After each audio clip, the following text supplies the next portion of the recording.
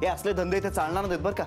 धंदे म्हणजे काय म्हणायचं काय तुम्हाला? मिस्टर राहुल, तुम्हाला चांगलंच कळतंय मी काय म्हणतोय. प्लीज निघा इकडनं आता. ओ मिस्टर, काय आहे? राहू दे राहुल, आपण निघून जाऊया इथून. अशा हलक्या मनोवृत्तीच्या माणसांकडे भीक मागायची काहीच गरज नाही आपल्याला. प्लीज निघा. चल तू. सामान घ्या तुमचं.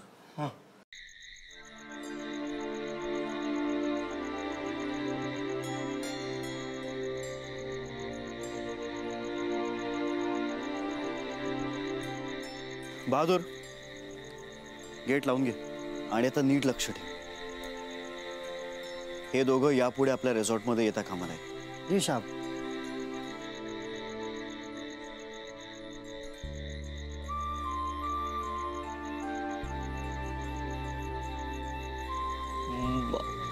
आता आपण कुठे जायचं? माहित नाही. मला काहीच कळत नाहीये. या अनोळखी गावात नक्की जायचं कुठे? नाही माहिती. तुझीच आयडिया होती ना, वाद नको घालू, आपण जाऊया. मग आता तो माणूस तुला काहीही म्हणत होता आणि तो आपल्याबद्दल असं का बोलत होता? ज्या लोकांना प्रेम कळत नाही त्यांच्याबरोबर वाद घालून काय मिळणार आहे? ओके, आत्ता काय करायचं?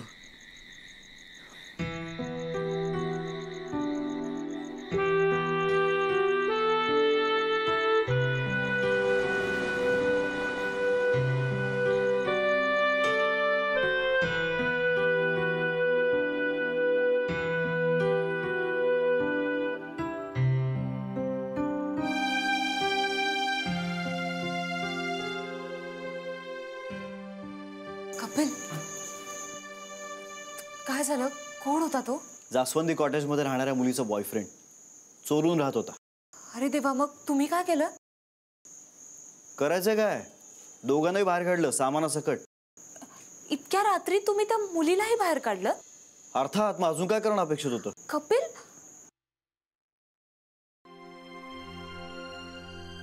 कपिल, तुम्हाला या सगळ्याचा खूप त्रास होतोय ना? म्हणजे आधीच हे पोलीस प्रकरण आणि आता हे. मला मान्य आहे की तुम्हाला खूप जबाबदारीने वागायला हवं, पण तरी देखील एवढ्या रात्री त्या मुलीला बाहेर काढायला नको होतं. तुम्ही मालक आहात आणि मालक म्हणून तुमचं वागणं बरोबरही आहे, पण एक माणूस म्हणून तिला बाहेर काढण्याआधी एकदा विचार करायला हवा होता असं मला वाटतं. पण अजूनही वेळ गेलेली नाही. तुम्ही योग्य तो निर्णय घेऊ शकता आणि मला खात्री तुम्ही योग्य तोच निर्णय घ्या.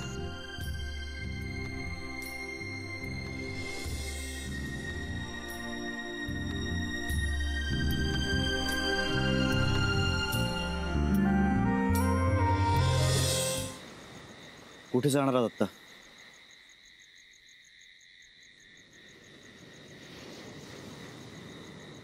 बहादूर.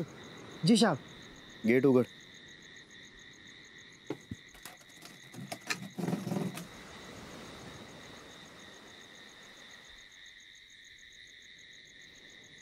सामान आत घे यांचं. अंदर? अरे मालिक, उनका सामान अंदर लेने के लिए बोल रहे हैं. लेकिन अंदर म्हणजे किधर? अरे कुठे काय, त्यांच्या कॉटेजवर ठेवून जा.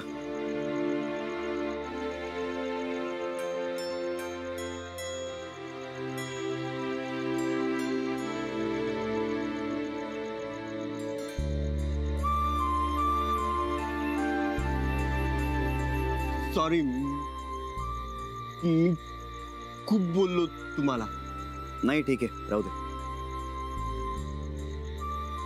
आजची रात्र काढा तुम्ही इथे, पण उद्या नाही. उद्या सकाळी यांचं नाव रजिस्टर मध्ये केलं पाहिजे, नाही तर मी यांना बाहेर काढेन. हो हो नक्की.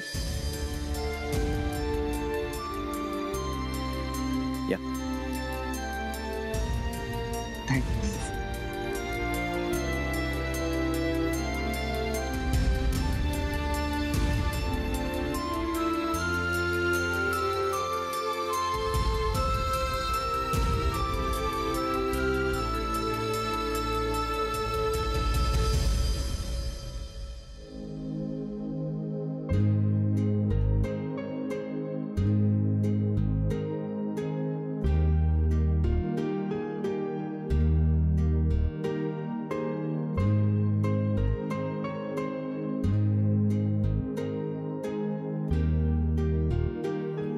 काय हवंय?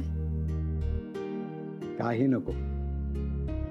मी फक्त एवढंच विचारायला आलोय, यांनी काही खाल्लंय का? नसेल खाल्लं तर मी बनवतो यांच्यासाठी काहीतरी.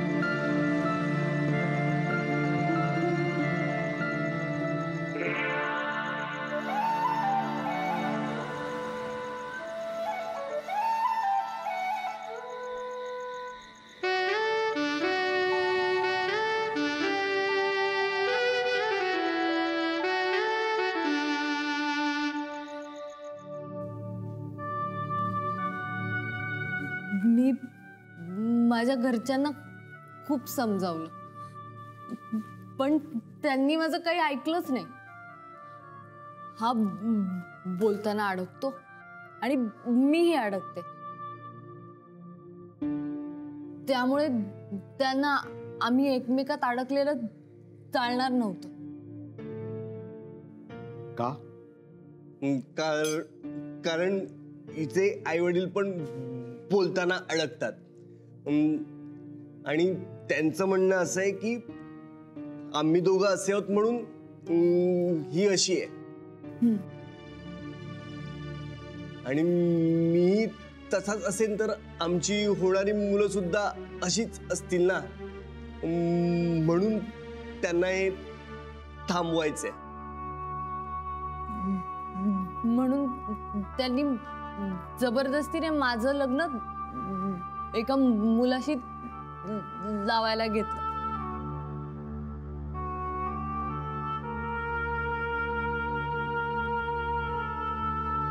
पण माझं तर प्रेम ह्याच्यावर आहे ना, म्हणून मी पळून आले. नाम मेरा खाली बहादुर है, पण खरे बहादुर तो तुम दोनों है.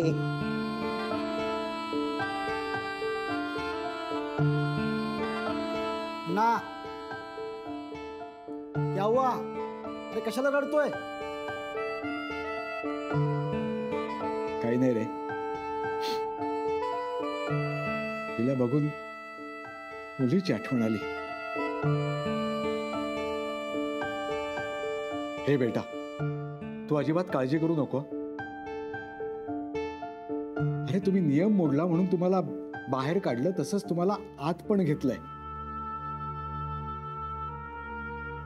आमचे मालक खूप चांगले आहेत आणि तुम्हाला आत घेतलंय म्हणजे तुमच्या प्रेमाला त्यांची मान्यता आहे. आपण यांचं उद्याच लग्न लावून देऊ. रामाश्रयच्या गणेशोत्सवाला तुम्ही वर्गणी देणार नाही असं म्हणाला? हो, गणेशोत्सवाच्या नावाखाली जो काही धांगडधिंगा घालला, डीजे वगैरे वाजवतात ना, ते तर मला मुळीच मान्य नाही. तुला गणपती उत्सवामध्ये नाचायचं नसेल तर नको नाच, पण आम्हाला गाणी आणि नाचायचं कळलं ना. बघा, मी आधीच सांगितलंय, रामाश्रयमध्ये गणपती बसवता येणार नाही आम्हाला. मालक कपिल मालक, काय म्हणणार? काय झालं? अप्पा दरवर्षी जी गणपतीची मूर्ती बसवायचे ना, ती गायब आहे. काय?